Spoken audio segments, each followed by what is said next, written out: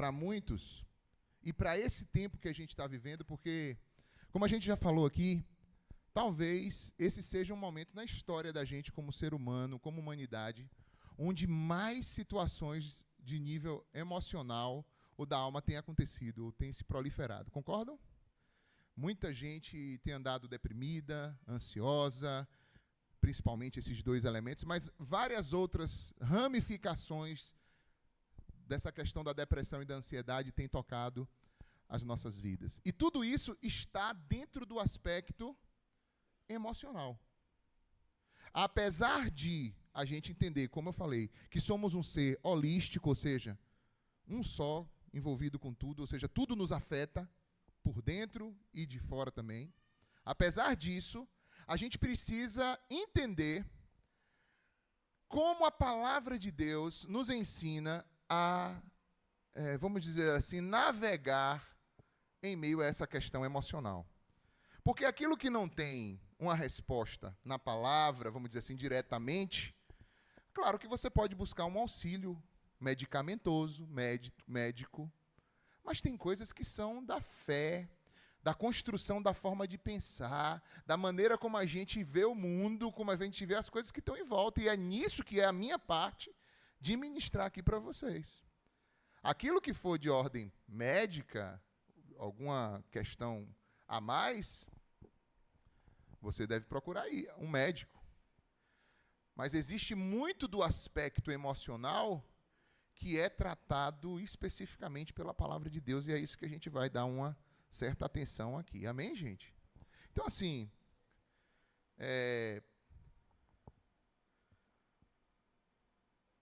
uma das coisas que tem acontecido no mundo de hoje é que, mesmo sendo cristãos, muitas pessoas têm vivido uma vida cristã apenas nominal. O que quer dizer isso? Quer dizer que elas se dizem cristãos, mas elas não são, na verdade, cristãos. Porque o cristão significa, essa palavra deveria significar pequenos cristos ou pequenos seguidores de Cristo. Então, muita gente se denomina cristão porque se arrolou a uma igreja cristã, ou porque gosta de Jesus, ou acha que realmente alguém pregou e a pessoa falou, beleza, mas na hora que você olha na prática da vida da pessoa, ela não está levando a vida como Jesus levava ou como Jesus ensinou a levar. Ela vive a vida do mesmo jeito. Então, a isso a gente chama de ser um cristão apenas nominal e não alguém que foi convertido de verdade. Porque se alguém está em Cristo, é nova criatura. E as coisas velhas já passaram, e eis que tudo se fez novo. E eu sei, gente, o quão sensível é esse tema e de como a gente precisa, vamos dizer assim, de verdade, se dedicar na palavra a isso. Só que eu vou pregar. Além de pregar isso aqui, eu quero dizer para vocês que isso aqui é naquilo que eu também creio. Amém? No entanto, eu não tenho como levar você a crer. Eu só tenho como pregar, e pregar com fé e aquilo que eu acredito. O Espírito Santo está aqui. Está meio quente aqui, viu, Márcio? O Espírito Santo está aqui. Ele vai lhe envolver, ele vai tocar em você para que você também possa o quê? De repente também crer. Ou seja, vai partir também para uma decisão sua, na sua alma. Conforme o que vimos aqui na semana passada, a alma é esta sede das nossas emoções, dos nossos pensamentos, dos nossos projetos, planos, nosso discernimento, as nossas escolhas, os nossos juízos, tudo isso parte da nossa alma. Tudo isso parte da nossa alma. E o objetivo hoje da nossa lição, inclusive quem quiser baixar o estudo, ele está disponível nesse QR Code aí que tem na cadeira de vocês. Tem um PDF lá na pasta inteiramente 2025, Estudos da Escola Bíblica Dominical. Quando você abrir aí, tem uma lista de links. E dentro desses links, que você vai ver, tem um que é o Drive, ou a pasta, onde tem muitos estudos bíblicos, esse de hoje, e vários outros que você pode usar para estudar a palavra, para reunir a sua família, os amigos, estudar a palavra de Deus. Tem muito material aí sob a direção do ensino desta igreja.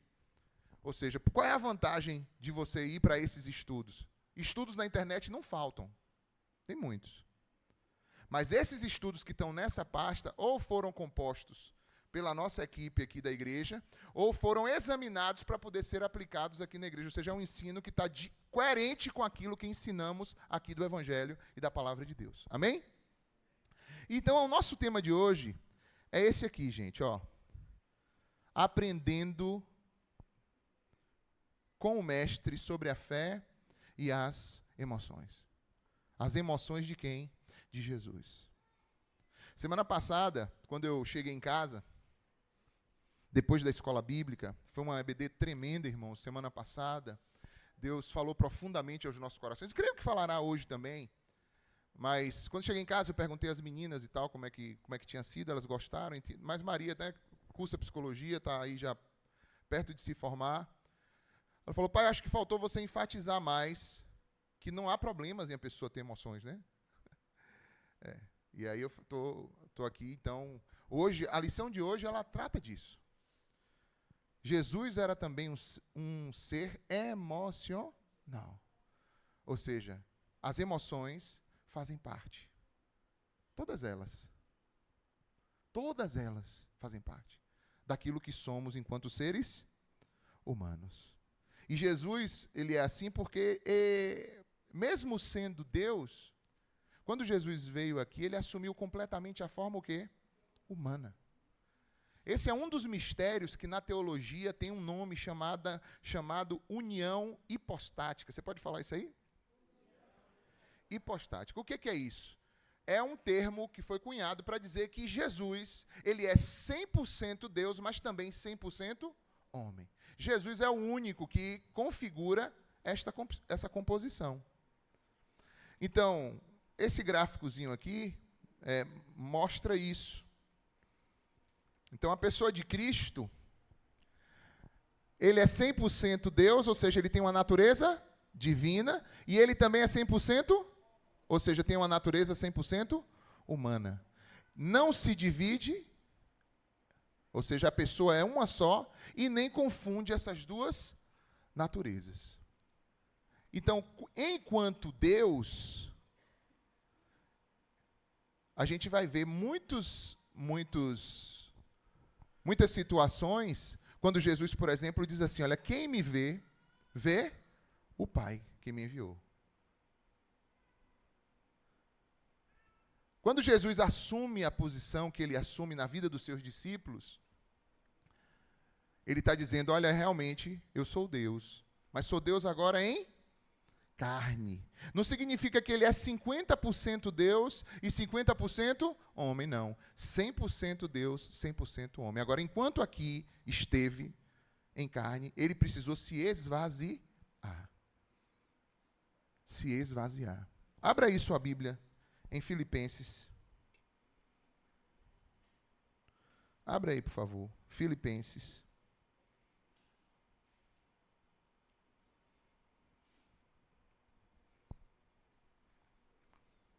Olha o que diz esse texto. Filipenses 2, 5.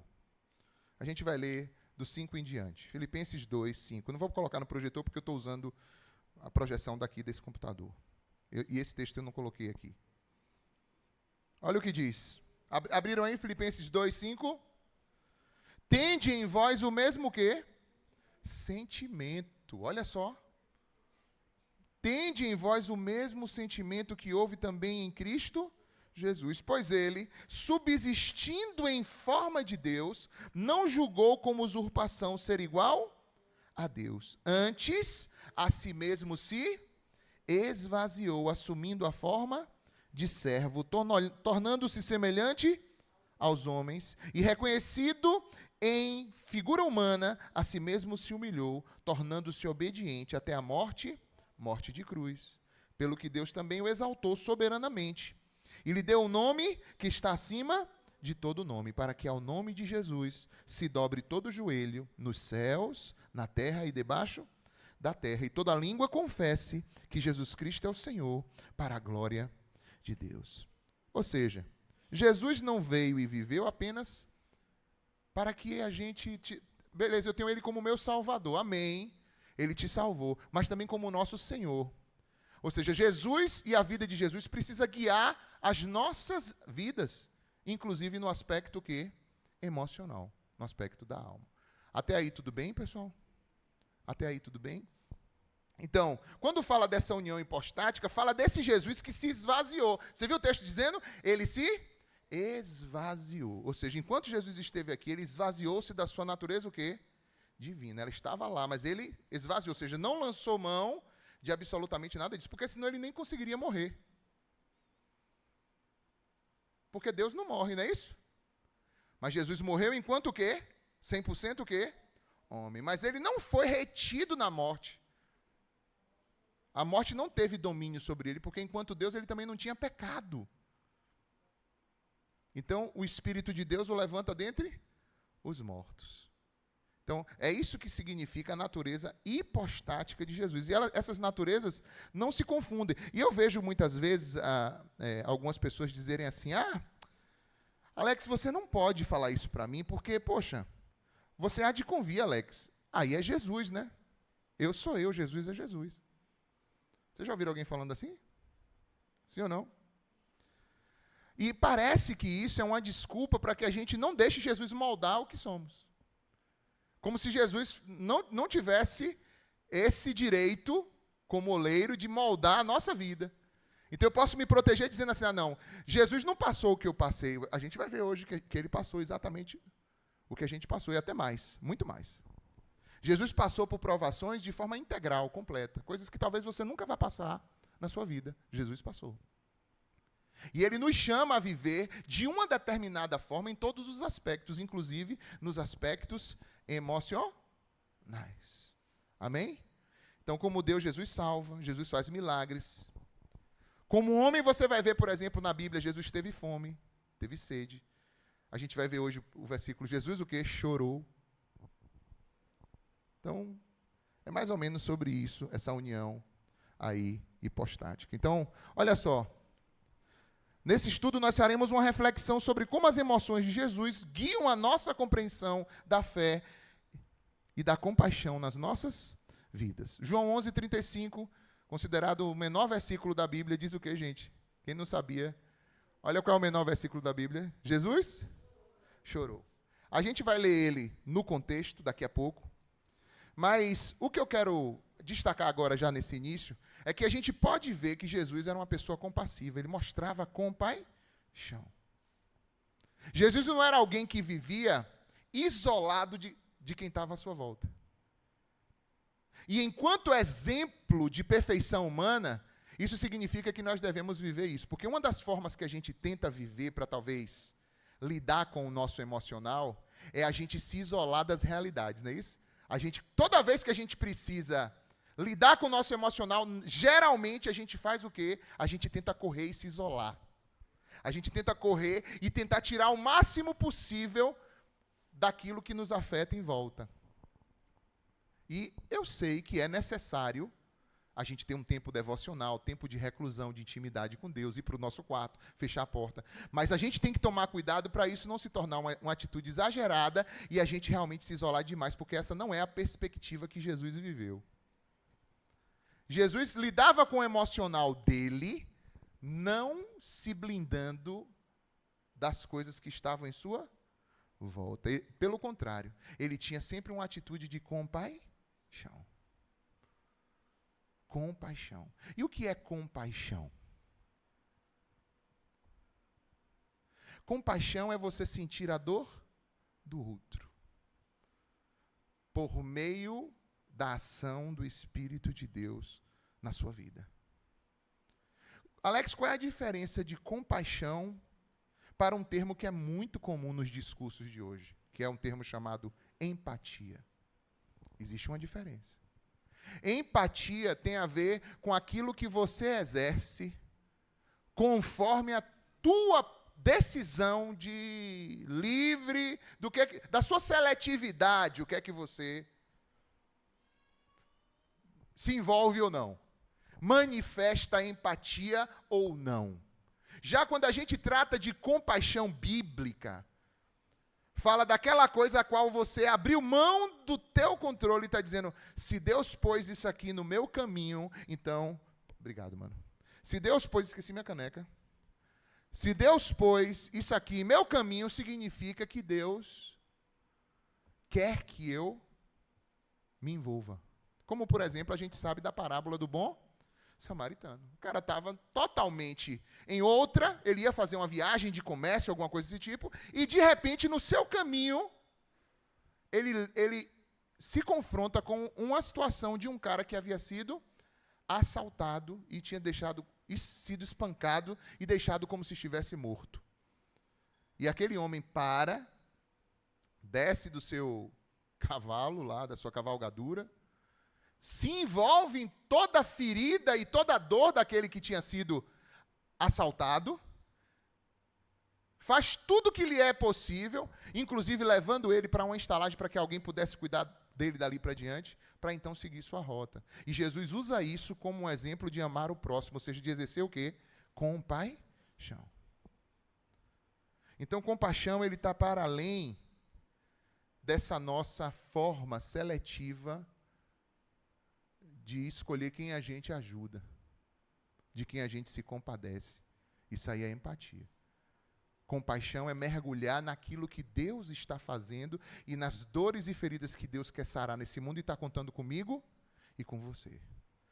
E o problema é que muitas vezes a gente está tão envolvido nas nossas próprias dores que a gente não quer exercer compaixão por absolutamente ninguém. Fala assim, eu já tenho problema demais. Só que a gente perde a noção de que sendo instrumento de Deus na cura e restauração das dores dos outros, que Deus também vem e restaura as nossas. O reino de Deus funciona assim, dai e ser-vos-á dado, boa medida, recalcada, sacudida e transbordante vos deitarão no regaço. Então o reino de Deus ele é meio invertido no processo. A gente vai ver muitas vezes alguém em necessidade, por exemplo, como aquela viúva que o profeta chegou diante dela e disse para ela, eu preciso de alguma coisa para comer. A mulher não tinha nada para comer. Ela disse, eu estou aqui apenas apanhando alguns gravetinhos para fazer uma fogueira, fazer um bolo para mim e para meu filho, a única farinha que eu tenho. E depois que eu fizer esse bolinho pequeno de farinha, a gente vai comer e sabe o que vai acontecer depois, caro profeta? Nós vamos morrer de fome, porque não tem mais nada aqui para ninguém comer. Ele disse, não. Vamos entrar na dimensão do reino. Faz primeiro um bolo pequeno para mim. E depois eu digo que o Senhor proverá e não vai faltar farinha e nem azeite para você fazer e você viver o que você precisar dentro desse período de escassez. Quantos creem na palavra do Senhor? Quantos creem que você não deve usar as desculpas das suas dores, dos seus fracassos, das suas perdas, das suas dificuldades, para te impedir a viver aquilo que Deus tem para você? Quantos entendem isso? Você tem que viver numa outra dimensão. Entenda, humanamente falando, isso seria uma justificativa plausível, sim ou não? Claro que seria. O próprio Jesus disse isso para aquela mulher, que Ciro Fenícia, que o interviu, e disse para ele assim, mestre, eu preciso que o senhor cure lá a minha filha. E ele disse, mas eu não posso tirar a comida dos filhos para dar para os cachorrinhos. A resposta dura de Jesus. Mas ela disse, eu sei. Eu não estou apelando pela comida principal, não. Eu estou só pedindo só as migalhas. Aí quebrou. Aí Jesus olhou para ela e falou assim, que fé que você tem. E Jesus curou a filha dela naquele mesmo instante, irmãos. Amém ou não? Ou seja, a gente não pode usar a nossa escassez para justificar as nossas saídas da vida. A gente tem que se envolver no que Deus está envolvido e pronto. Custe o que nos custar. Os discípulos estavam altas horas, já era tarde, em um lugar deserto, uma multidão ali. E Jesus Cristo estava ali pregando e se esticou no horário, como às vezes eu faço aqui. Aí esticou no horário. E os discípulos disseram: mestre, já está tarde, o lugar é deserto, manda esse povo embora. E Jesus disse para eles: não, a gente vai dar para eles de comer. Os discípulos disseram: como assim vai dar eles de comer? A gente tem alguma coisa aqui, malmente para a gente. A gente sempre está procurando desculpas para não se envolver nas dores que Deus coloca diante de nós, para que nós nos envolvamos. E essas desculpas para nós, humanamente falando, elas são plausíveis. Mas essas desculpas que são plausíveis para nós, nos farão ficar de fora do agir e do operar de Deus. Quantos estão entendendo isso? Quantos já fizeram isso? Levanta a mão. Pode confessar. Quem confessa o pecado e deixa, alcança misericórdia, irmãos. Quantos já fizeram isso de usar desculpas até plausíveis e às vezes até esfarrapadas para poder não fazer ou não se envolver naquilo que Deus queria que você se envolvesse? Levanta a mão de novo. Aumentou. Acho que fizer um terceiro apelo, todos vão ficar de pé e começar a dizer: eu também, eu também.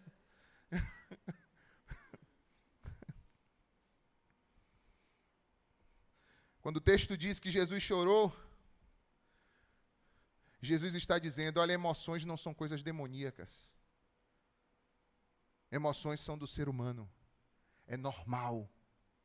É normal chorar, é normal dar risada, é normal ficar triste, é normal ficar feliz, é normal ficar angustiado, é normal. E isso nos sucede enquanto humanos. Tem situações que nos sobrevêm, que nos entristecem profundamente, é normal. Ser divino, ser espiritualmente elevado, como muita gente usa esse termo, não significa você se tornar uma pessoa vazia de emoções. Pelo contrário. Você é uma pessoa que vai viver suas emoções com todo o seu floreio, mas também com todo o seu equilíbrio. Com toda a sua moderação. Amém ou não, pessoal? Então a gente precisa saber que quando Jesus chorou ali, as lágrimas deles demonstraram compreensão do que é o sofrimento humano. Por meio das suas emoções, aprendemos a aceitar os nossos próprios sentimentos. Quando vemos que Jesus também chorou, que Jesus também sofreu, que Jesus também lidou com a questão emocional dele, isso faz com que a gente consiga ir para esse mundo tão difícil, que é esse mundo das emoções, com um pouco mais de confiança e fé, porque sabemos que tem um pastor que vai nos guiar às águas tranquilas, inclusive no aspecto emocional. Amém ou não? Diga: o Senhor é o meu pastor. Amém. Nada me faltará. Aleluia. Então,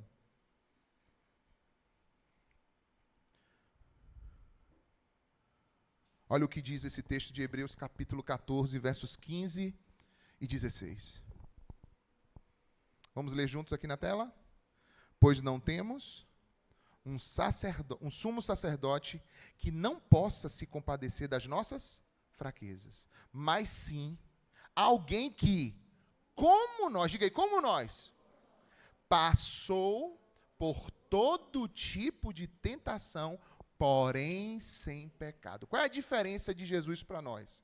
É que Jesus não passou pelo que a gente passa? Não. É que ele passou diferente da forma como a gente passa. Geralmente a gente passa por várias coisas com pecado. Mas Jesus passou o quê? Sem pecado. E a gente precisa aprender com ele como passar pelas coisas sem cometer o quê? Pecado. Alex, quer dizer que minha perspectiva emocional está sob o juízo de Deus? Deixa eu te dizer, sim, está. Eu não estou dizendo que você não tem que acolher e abraçar a sua emoção como sua. Você tem que fazer isso, porque se você não fizer isso, você não vai conseguir tratá-la. Eu estou falando, sabe de quê? De que você não tem que achar que é porque sua emoção, que ela não está debaixo de um julgamento divino. Ela está. E por mais que você acolha ela e diga, olha, eu sei que eu estou sentindo isso, até aí tudo bem, não tem problema nenhum, todo mundo tem que fazer isso. Mas a partir disso, você tem que pegar, bom, isso que eu estou sentindo, comparado com o que Jesus diz a respeito disso, eu devo manter, eu devo renunciar, eu devo realinhar, apontar, o que é que eu tenho que fazer com isso? Quantos estão entendendo o que eu estou dizendo aqui? Então a gente acolhe as emoções? Sim ou não? Sim. Mas a gente precisa entender que existe a maneira santa de viver as emoções e existe a maneira o quê? Pecaminosa de se viver as emoções. E se a gente quer ser santo, isso vai envolver também uma forma santa da gente viver o quê? As nossas emoções. Olha só, assim, aproximemo-nos do trono da graça com toda a confiança, a fim de recebermos o quê? Misericórdia e encontrarmos a graça que nos ajude no momento da necessidade. Mais uma vez, a gente falou muito sobre isso, semana passada. A gente vai ver que tudo que a gente passa aqui, se a gente quer encontrar força ou essa santidade ou a forma correta de lidar, a gente tem que ir ao trono a gente precisa orar, a gente precisa buscar de Deus a direção. Amém, pessoal? Tem mais um texto para a gente ler aqui. Olha só esse texto como é interessante. Quando já estava chegando a Páscoa judaica, Jesus subiu a Jerusalém. Vocês vão completando, tá? Para vocês ficarem envolvidos e ninguém dormir. No pátio do templo, viu alguns vendendo bois, ovelhas e outros assentados diante de mesas, trocando. Então ele fez Fala aí, irmãos. Ah, você não sabia que Jesus fabricava chicotes? Não, ele fez um chicote de corda. E expulsou todos do templo, bem como as ovelhas e os bois, e espalhou as moedas dos cambistas, e virou suas mesas, e aos que vendiam pombas disse: tirem essas coisas daqui. Porque é claro que dentro de um movimento desse do texto, porque assim, quando a gente lê a Bíblia, a gente tem que entender que o texto às vezes traz um movimento. Então eu não posso ler um texto desse, em que Jesus está fazendo tudo isso e simplesmente dizer assim, e ele chegou e disse, tirem essas coisas daqui.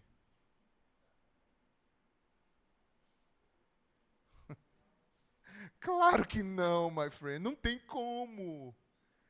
O homem está virando mesmo, o homem está com o chicote na mão, tira tudo daqui!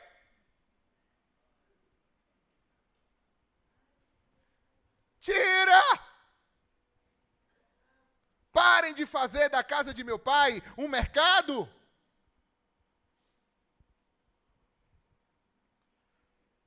E os seus discípulos lembraram-se do que está escrito: o zelo pela tua casa me consumirá. Nós vemos claramente que Jesus está no momento de que aí, pessoal? Ira. Ira. Indignação. Você ser santo não significa você se tornar letárgico a respeito de tudo, de toda a dor, de toda injustiça, de tudo que acontece em volta de você. Não. É que existe um momento, um tempo e um jeito para todas as coisas. E é claro que o texto aqui onde Jesus está fazendo isso, não é para justificar você pegar nenhuma cadeira dessas aqui e jogar em lugar nenhum, não. Nós falamos aqui, esses últimos dias, o quanto é importante a gente orar para que a gente possa identificar o que é que Deus quer que a gente exerça. Eu não acho que Jesus entrou na carne aqui. Eu creio que Jesus se viu enquanto a mão de Deus operando naquele momento, daquela forma ali. Ele foi ali debaixo e agiu dessa forma debaixo da direção do Pai. Acho que a Maria falou assim, Alex, porque no outro texto que tem esse relato, fala que Jesus tinha ido primeiro na figueira e não tinha encontrado nada, estava com fome. Aí a Maria disse assim, isso é para a gente ver que lidar com as coisas com fome não presta, não. Quando você está com fome, pode ir. Mas, enfim. Se Jesus é santo, até a ira dele é o quê? Santa. Tanto é que, Alex, há problema de eu me irar? Não, a palavra diz, irai-vos e não pequeis. Não deixe o sol se pôr sobre a sua ira. Então, existe uma forma de você se irar, mas não cometer o quê? Pecado. Alex, e a ira? A ira existe? Existe, porque nós não somos seres isolados, sem percepção e sem juízo de valor sobre as coisas. Então, tem coisa que a gente vê que realmente o quê? nos ira. Agora tem gente que é irascivo. O que é o irascivo? A gente pode ser irascivo? Não. Ser irascivo é pecado. Pessoas podem ir para o inferno porque são irascivas.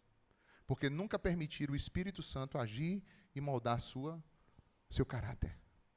Ser irascivo significa que você é dominado pelo seu emocional, sua ira. E todas as suas reações, elas não são dirigidas por Deus, mas pelo teu emocional, que ao se irar, assume o controle e faz você agir de formas terríveis e, por que não dizer, às vezes, até diabólicas. Por quê? Porque quem está debaixo do controle da carne, das emoções, estará em algum instante debaixo do controle também de quem? Do inimigo, do Satanás. Porque o território da carne e o território emocional é um território que dá ampla legitimidade para a ação maligna. Então, por exemplo, se tem uma contenda, uma briga, uma gritaria acontecendo, palavrão sendo solto, a coisa começa a escalar. Sabe o que acontece? Na hora que começa a escalar, começa a vir demônio de tudo quanto é canto e encostar. Vamos ver como é que a gente catalisa e potencializa isso aqui. Se a gente puder tirar sangue de gente aqui, matar um aqui, a gente já faz agora. É assim. Começa na carnalidade. Começa na inflamação. Aí vai aumentando. Aí daqui a pouco encosta. No mundo espiritual. Aí vai oprimindo. Para poder escalar, chegar num ponto que tem uma tragédia, uma coisa ruim, irremediável. Quantos estão entendendo, irmãos? Aí daqui a pouco um mata o outro. Um ruma um negócio que o outro não consegue desviar. Pega uma arma, dá um tiro em alguém. Aí depois fala assim, rapaz, não sei o que foi que aconteceu. O que foi? Você deu lugar à carne, chegou em determinado ponto. O Satanás tomou conta e fez você fazer isso aí. Agora Satanás está solto, tu vai para a cadeia. E ele sai de esponga de tu, vai pongar no próximo agora e para cometer as atrocidades dele. Quantos estão entendendo, irmãos? Você está entendendo por que você não pode dar lugar para isso? Mas Jesus estava naquele momento com uma ira santa, manifestando o que o Pai queria. E ele podia fazer isso. Porque ele é o dono, ele disse, o que é que vocês fizeram da casa do meu Pai? Ele está agindo aí como filho de Deus, como aquele que pode ir nessa direção. De ter esse nível de zelo aí. Quantos estão entendendo isso? Esses textos, irmãos, levam-nos a entender que Jesus não passou por coisa leve. Jesus passou por emoções o quê? Profundas. Coisas que são difíceis de se lidar. Imagine o que é você ter comunhão com o Pai, saber que o Pai espera alguma coisa dos seus filhos, de como a casa dele fosse gerida, e de repente está tudo de ponta cabeça, porque os homens se tornaram amantes de si mesmos, desonestos, negociantes da graça de Deus, do favor de Deus. Jesus sofreu perseguições em todos os sentidos.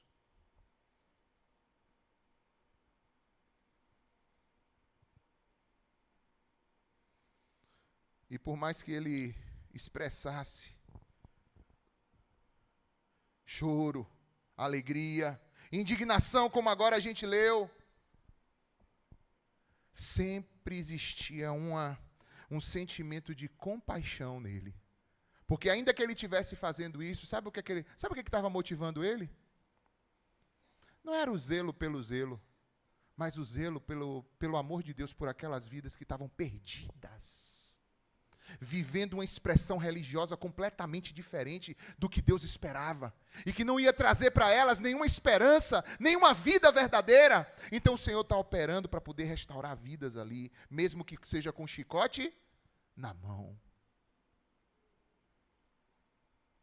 Tem muitos pais que têm aderido às tendências humanistas dos tempos atuais com relação à disciplina dos seus filhos, excluindo, inclusive, a disciplina física,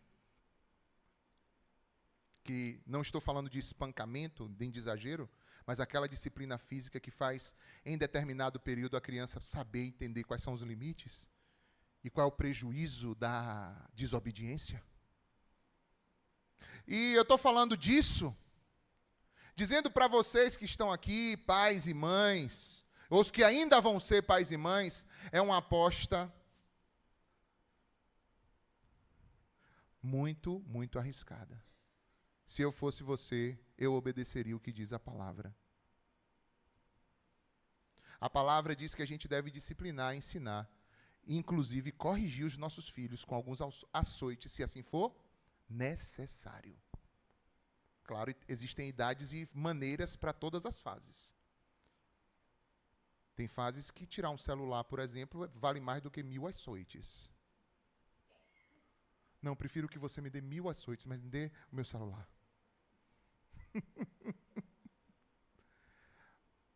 Mas quando você for disciplinar fisicamente os seus filhos, sempre o faça com equilíbrio emocional, com diálogo expressando e com uma medida adequada. Não no seu impulso emocional, irascivo ou no momento para que você exagere na dose. Não é disso que está falando. A Bíblia não ensina isso. Mas a Bíblia ensina que você precisa se envolver na indisciplina do seu filho e tem que sentir a dor dele, se indignar quando o seu filho dá mau testemunho, quando faz você passar vergonha na casa dos outros, quando faz você passar vergonha na rua, no shopping center, leva no banheiro, na igreja. Tem momentos, irmãos, que a criança na igreja, ela tem o seu momento de barulho mesmo, ela é uma criança, é um bebê. E a gente tem que compreender isso. Uma criancinha que está no bebê, está no carrinho, está com o pai e a mãe, estão ali, lutando para poder permanecer, congregar, para criar no imaginário da criança a presença na casa de Deus, isso é importante. E a igreja tem que topar isso aí, a gente topa tranquilamente. Agora, tem fases que a criança vai crescendo, que já vale levar no banheiro, tem uma conversa de pé de orelha. E dizer, não é por aí não, viu? Vou te dar uma chance, a gente vai voltar lá agora e você vai ficar quieta. Vai sentar do meu lado e vai ficar quieta. Não aproveitou a chance, não? Pois agora a gente vai lá no banheiro de novo e você vai receber uma disciplina física. Eu já sei o que é que eu faço. Próxima vez que eu for na igreja, deixarei em casa. O quê? Deixarei em casa? Não. Precisa trazer.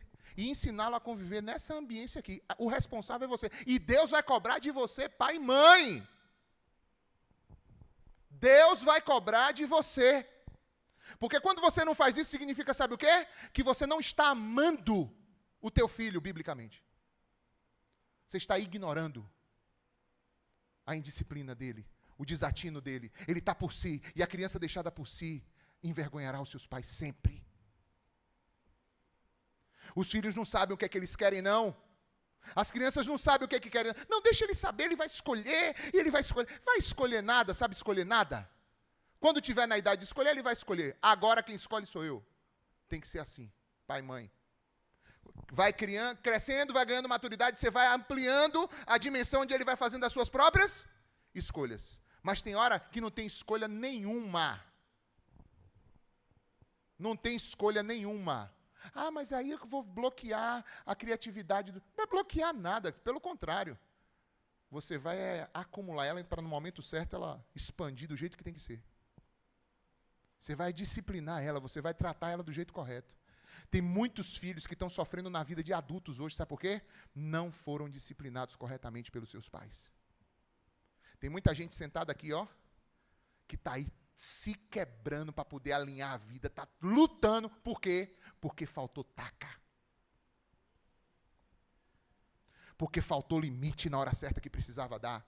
Porque recebeu tudo de mão beijada, recebeu as coisas tudo na mãozinha como queria.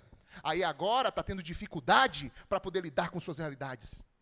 Agora está tendo dificuldade para alinhar sua vida como homem, como mulher, como mãe, como pai, como profissional no mercado. Por quê? Acha que o mundo vive em torno de si, do seu umbigo. Estou saindo completamente do tema da lição dessa manhã.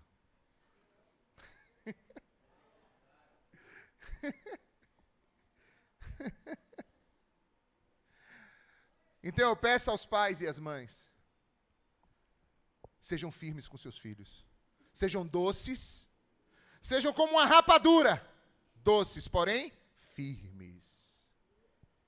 Amorosos, mas com firmeza. Seus filhos precisam saber. E isso vai fazê-los se sentirem amados por você e não largados.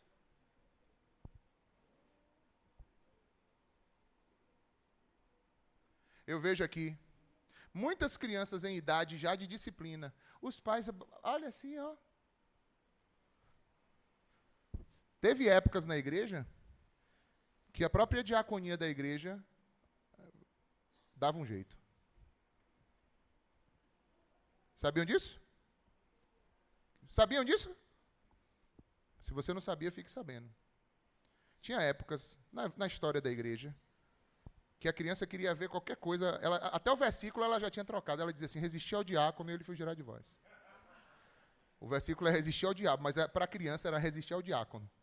Porque os diáconos eram barra pesada.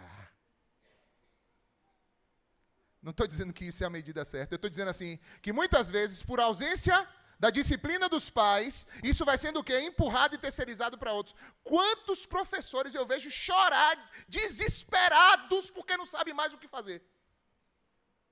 Desesperado. Sabe o que é desesperado? Esgotado, porque leva essa renca de indisciplinados, joga onde? Dentro de uma sala de aula. Não aprendeu a respeitar a autoridade, não aprendeu a saber que quando entra ali, tem alguém que manda, velho, e acabou. Não aprendeu isso, que chega-se na casa de alguém, você não pode dar um passo sem a permissão da pessoa. A criança sobe no sofá, pula na parede, se pendura no lustre da casa. E o que é isso? E os pais?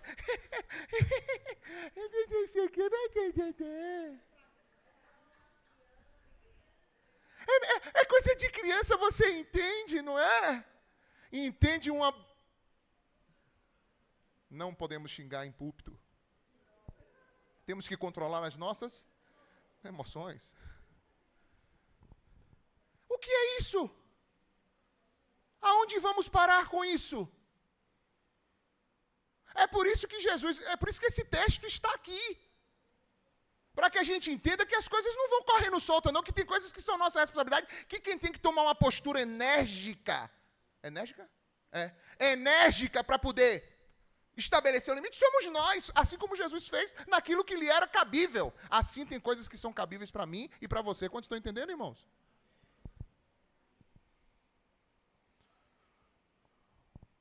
Então a gente precisa saber expressar as nossas emoções sem pecado. Porque agora, você disciplinar um filho é pecado. Você agora não fazer a vontade do teu filho é pecado. Deixa eu te dizer, o teu não é mais importante para o teu filho do que o teu sim.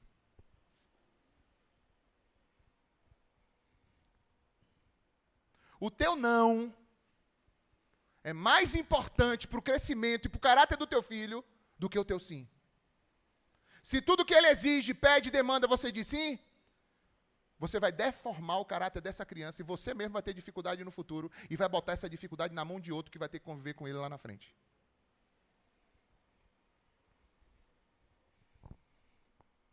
Então, irmãos, às vezes, a gente acha que espiritualidade está isento de emoções, e não está. Uma coisa está conectada na outra. Não podemos ignorar, negar as nossas emoções. Somente precisamos o quê? Navegar pelos nossos sentimentos através do exemplo de quem? De Jesus. Amém?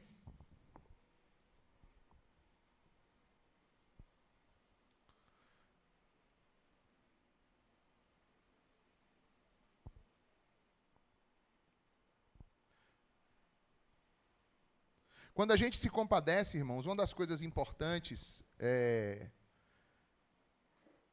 que isso mostra conexão emocional. A Bíblia diz que nós devemos nos alegrar com quem se alegra e chorar com quem? Chora. Isso é compaixão. É você assimilar o sentimento e aquilo que o outro está vivendo. É quando você mergulha, sai do seu mundo e mergulha no mundo do outro. É quando você consegue olhar para o cidadão, para a cidadã, para a pessoa que está perto de você, e você ir além do primeiro impacto. Porque o primeiro impacto é aquele em que você julga. Você bate o olho na pessoa e fala, miserável. Você fala, porque você julga logo. Você olha a situação, você julga. Só que você precisa fazer como Jesus faz. O que é que Jesus faz? Jesus olha para além daquilo. Ele vai para a dor que está provocando aquele comportamento. Então, muitas vezes, quando você olha, eu vou dar um exemplo só para poder emendar com o que a gente já estava falando. Quando você vê uma criança extremamente indisciplinada, na verdade, existe uma coisa por detrás disso. Ela está precisando ser notada, amada e cuidada. Ela não está sendo. Então, ser compassivo é ver o que está provocando esse sentimento, essa emoção, esse comportamento na vida dessa criança ou dessa pessoa. Você chega aqui, a gente tem um trabalho maravilhoso do abraço fraterno aqui na igreja, da nossa igreja, com relação às pessoas que estão em situação de vulnerabilidade, em situação de rua. A gente vê isso aqui o tempo todo. Só que a gente não olha para a pessoa, ou não deveria, olhar para a pessoa e simplesmente olhar, olha como ela está maltrapilha, fedorenta, não sei o quê, olha, ela está com a cara cheia de cachaça, ou acabou de fumar pedra aqui a noite toda, aqui, ó, vem bater aqui na porta agora. Isso tudo é o que está ali na primeira capa que faz você julgar. Só que você precisa se perguntar, quais são as dores que estão ali dentro daquele coração, daquela vida, que estão dando para ela uma justificativa compensatória para ela andar desse jeito, ou estar presa desse jeito. É para aí que o diálogo tem que ir. É nesse nível que você precisa conversar, trabalhar, orar. Porque para cada comportamento existe um universo atrás daquilo, que às vezes se apresenta de uma pequena forma, e você julga aquilo. Às vezes é um colega seu no trabalho, uma colega que te persegue, que não perde a oportunidade de te dar uma rasteirinha ou de te perseguir. Procura orar com compaixão e dizer, Senhor, por que essa pessoa é assim? O que essa pessoa viu em mim que está provocando esses sentimentos nela? Como eu posso ajudá-la? Seja compassivo, como Jesus foi compassivo, até mesmo nos seus momentos de ira, de dor. Olha esse trecho que eu falei para vocês de João 11, que a gente leu 35, que é só Jesus chorou, mas vamos ler a porção do 33 ao 36. Olha o que diz. Ao ver Maria chorando. Então, quando você vê o 35, que Jesus chorou, o choro de Jesus não é uma coisa vazia. Ele foi sendo movido de quê, gente? Compaixão. Veja só, eu te pergunto. Jesus tinha recebido o aviso que Lázaro estava enfermo. Já tinha um tempo, já, sim ou não, pessoal? Ó. Jesus poderia ter adiantado o passo? Sim ou não? Jesus precisaria estar lá com Lázaro para poder curar ele? Claro que não. Na hora que ele recebesse a notícia, ele poderia dizer, como ele disse para outra pessoa, ele disse assim, pode voltar porque Lázaro já está curado. E Lázaro estaria ou não? Ou seja, isso me leva a concluir que Jesus está plenamente entendido de todo o processo, de por que ele demorou, por que ele chegou 4 dias depois, por que quando ele chegou Lázaro já estava enterrado. Sim ou não, pessoal? E sabia, inclusive, que ele iria fazer o quê? Ressuscitá-lo. Agora eu te pergunto, sabendo disso tudo, por que Jesus chorou? Porque ele está tomando a dor de quem? Não é a dele mesmo. Simplesmente. Ele está mergulhado na realidade dos outros. A gente tem facilidade, às vezes, de chorar o nosso choro, da nossa dor, mas a gente tem uma dificuldade de chorar a dor do outro. E o chamado do Evangelho é você ter o seu momento em particular com Deus, para você colocar tuas dores, teu choro ali, para você sair dali, do teu secreto, e ir para esse mundo, poder chorar a dor do outro, porque a tua tu já chorou lá aos pés do Pai. A tua tu já se descarregou lá, a tua ansiedade tu já colocou lá na oração. Aí você levanta dali e diz assim, Senhor, agora eu estou pronto para poder chorar a dor do outro, que o Senhor me use para o que o Senhor quiser nesse mundo. Mas não, a gente sai de casa só com a nossa dor. Aí não tem espaço para dor de mais ninguém. A gente não conseguiu deixar a nossa dor lá aos pés do Senhor. Não conseguiu encontrar graça, paz, favor na cruz de Cristo. Aí a gente não se envolve na dor de mais ninguém.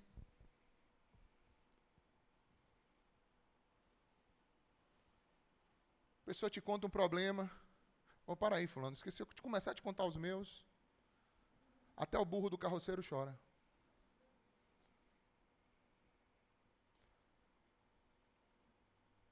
Não tem como. Sabe o que é isso?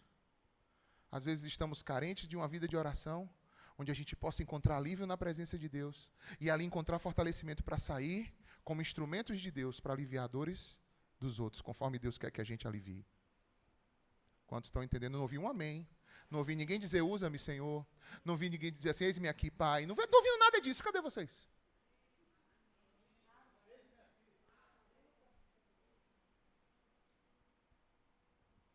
Por quê? Porque a gente gosta de ficar amassando e lambendo as nossas próprias feridas. Agora eu te pergunto, Jesus andou assim? Jesus viveu assim? Se o meu mestre não viveu assim, a nossa lição de hoje está nos instigando a dizer o quê? Eu também não vou viver. Eu preciso andar como ele andou e preciso sentir como ele sentiu. Quantos estão entendendo a palavra, irmãos?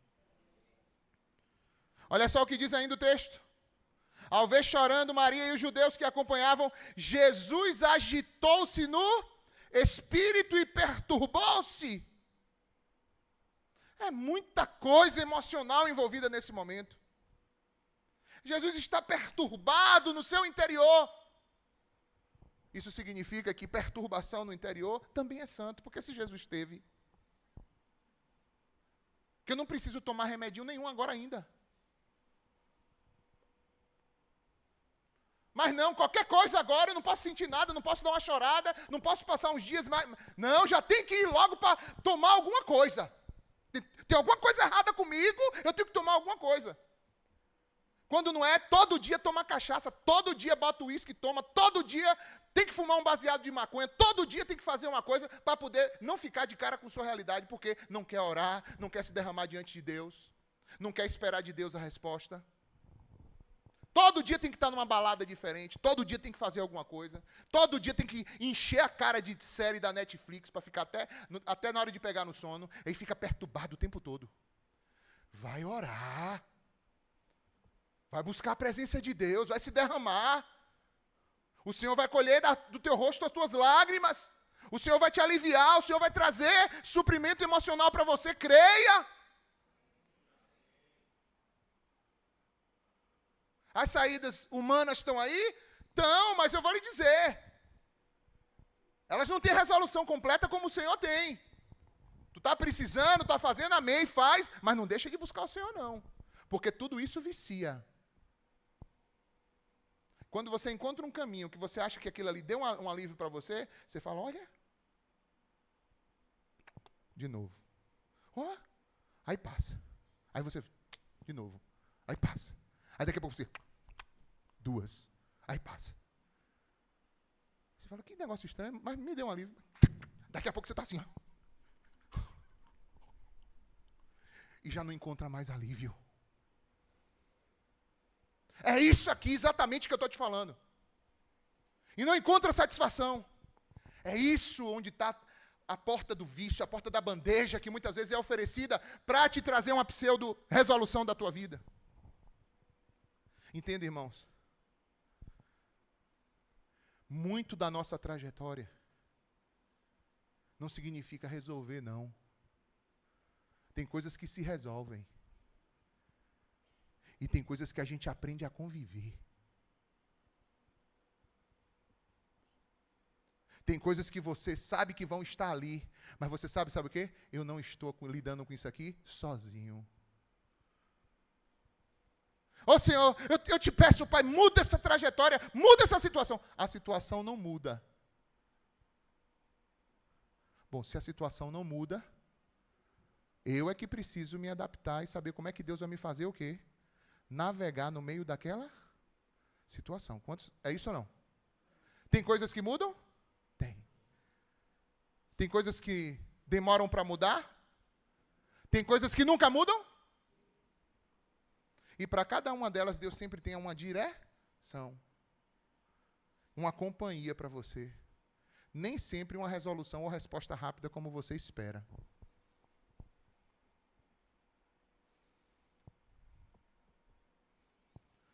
Onde foi que colocaram ele? Perguntou. Vem ver, Senhor. E aí quando Jesus chega na porta do túmulo de Lázaro, Jesus chorou. E aí os judeus disseram, vejam como ele o amava. Ou seja, a forma, irmãos, humana, como a gente lida com as nossas coisas, inclusive serve de testemunho para quem? Para os outros. Tem muita gente que no afã da espiritualidade mostra uma determinada postura arrogante, insensível diante dos problemas da vida, diante das dores das pessoas, como se aquilo não existisse.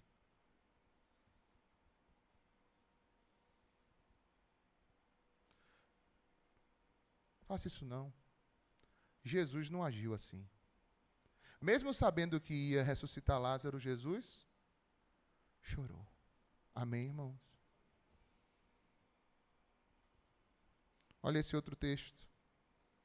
Ao ver as multidões, ele teve o quê? Compaixão delas. Porque estavam o quê? Aflitas e desamparadas, como ovelhas sem pastor. Ou seja, Jesus sentindo a dor dos outros. Na tua família, você consegue sentir a dor dos outros? Na tua igreja, tu consegue sentir a dor dos outros? Na tua vizinhança, você consegue sentir a dor dos outros? Ou será que você vai continuar idolatrando a tua dor e vivendo em torno dela?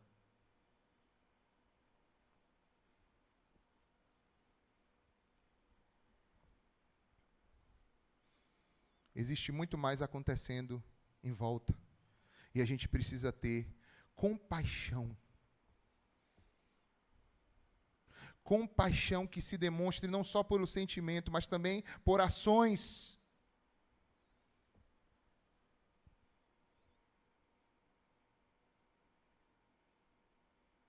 Por obediência à vontade do Senhor. A Bíblia conta a história de leprosos que foram curados, 10 leprosos. Você sabe como eles foram curados? Jesus disse assim para eles, ó, vão lá e se mostrem ao sacerdote. E a palavra do Senhor diz que indo eles foram curados.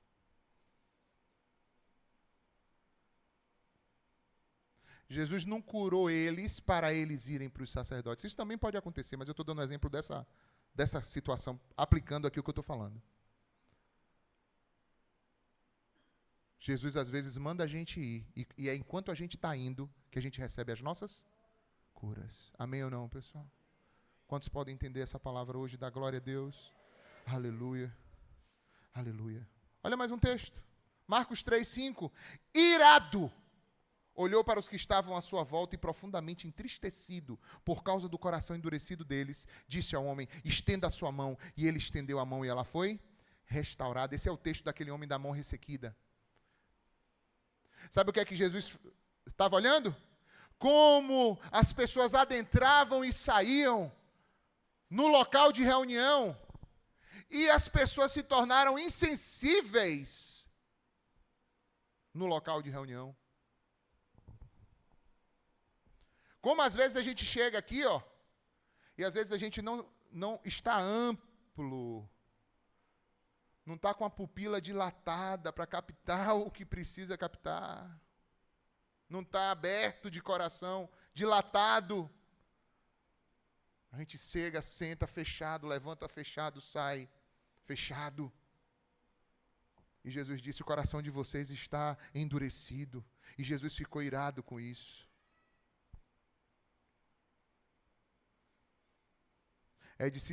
É claro que é completamente normal que alguns comportamentos aconteçam na vida do ímpio, que não conhece a palavra, não conhece a Deus, não sabe quem é Jesus, não sabe como Jesus anda, Mas há servos e servas de Deus que são seguidores de Cristo. Tem muita coisa, irmãos, que a gente está se comportando, maneiras como a gente está agindo, que está deixando Jesus profundamente o quê? Irado, entristecido. E a gente precisa procurar melhorar. Amém ou não? Ser transformado. O momento que Jesus demonstrou raiva, que a gente viu com o chicote na mão, foi quando ele estava diante das injustiças, como agora nesse texto, ou diante da disfunção ou do desvio de propósito que a casa do pai tinha. Isso é normal, porque é uma raiva que está enraizada onde? No amor e na compaixão. É o zelo pelas pessoas, por Deus, pela santidade de Deus. Então a gente pode sim aprender a expressar a raiva de forma apropriada e construtiva.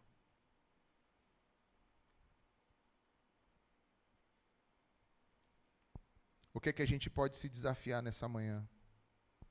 Refletir sobre as nossas emoções e ações, para que ao invés delas nos promoverem, de nos cercarem de um descontrole ou de ações pecaminosas, elas nos moverem num sentido de compreensão e de paixão. A gente precisa se entender. Se eu estou falando do outro, quanto mais da gente mesmo. Quando você se vê de determinada forma, se pergunte. Pergunte para a tua própria alma, como o salmista ensinou. Por que tu te afliges dentro de mim? Por que tu estás tão inquieta, ó minha alma? A gente precisa aprender a conversar com a gente diante de Deus e dizer, Senhor, por que eu estou assim? Senhor, fulano de tal está agindo assim comigo, meu marido, minha esposa, meu filho, meu parente, meu colega de trabalho, meu vizinho. O que é? Por quê? Quais são as dores que estão por trás disso? Como o Senhor pode me usar como instrumento? Devo eu devolver na mesma moeda? Ou devo construir algo em cima disso aqui, desse sentimento e dessa emoção que está acontecendo aqui? Devo deixar isso aqui me dirigir ou eu devo construir algo da tua parte em cima disso que está proposto para mim? Como Jesus disse, se alguém te bater numa face, agora não deixa te bater na outra. Você constrói, dê a outra. A primeira você pode até tomar. A primeira você pode até estar numa posição passiva diante do processo. Mas a partir disso, haja. Faz agora a tua parte. Se alguém te obrigou a caminhar uma milha, que só seja a primeira milha que essa pessoa te obrigue, porque a partir da segunda em diante, você mesmo tem que decidir protagonizar isso aí com Deus dentro da tua história. Ah, você me obrigou a andar uma milha? Pois eu vou contigo 2. Ah, você está demandando comigo, querendo tirar meu casaco? Eu vou te dar o meu casaco. Então, leva o casaco, mas toma também minha camisa. O reino de Deus é esse reino onde a gente não fica vitimizado diante das coisas que nos acontecem, mas que a gente assume diante do Senhor o nosso papel dentro do reino para responder ao que nos cerca. Amém ou não? E isso acontece no nosso dia a dia. No nosso dia a dia. Então são essas as nossas conclusões hoje. Jesus demonstrou sentimentos profundos que ressoam também em nós. Precisamos entender as emoções, e isso vai nos ajudar a nos conectar melhor também com as dores dos outros. E somos desafiados também a demonstrar compaixão e empatia em nossa vida diária. Vamos ficar de pé nesse momento e vamos orar.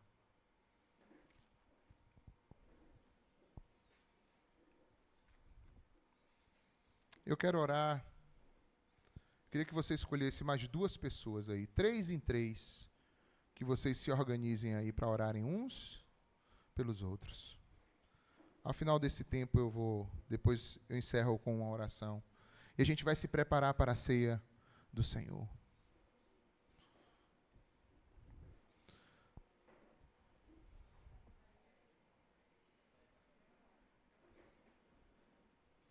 Perguntem o nome se não sabe. Mergulha com compaixão. Como é que você está? Como é que você está? Pergunta. Tem alguma coisa que está te doendo hoje?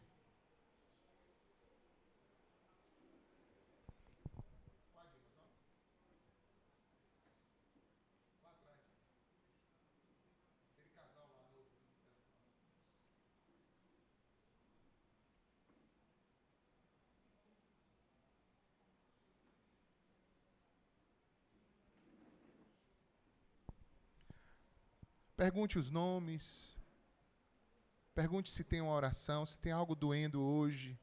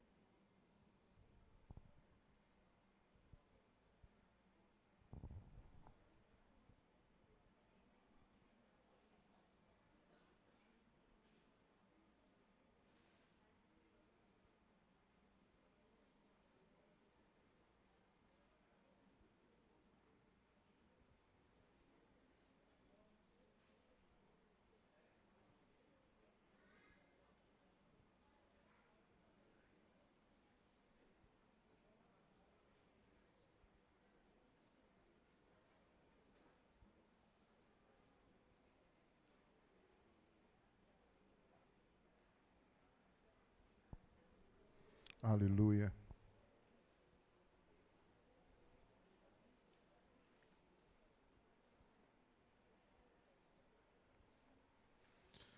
Senhor nosso Deus e Pai compassivo, misericordioso,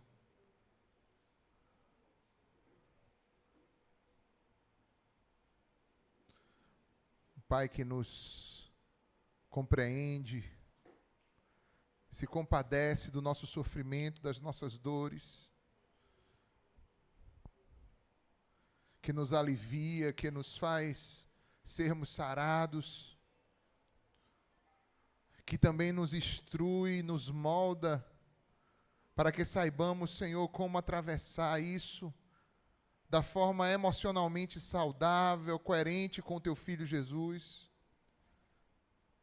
com a presença do Teu Espírito Santo, que nos ajuda, Senhor, a encarar as nossas realidades, as nossas dores, sofrimentos, os nossos prazeres, sem nos desequilibrar, sem nos desajustar. E mesmo quando nos desajustamos, sabemos que podemos encontrar em Ti socorro, amparo, refúgio, para nos restaurarmos, para recobrarmos, Senhor, as águas tranquilas, o refrigério na nossa alma.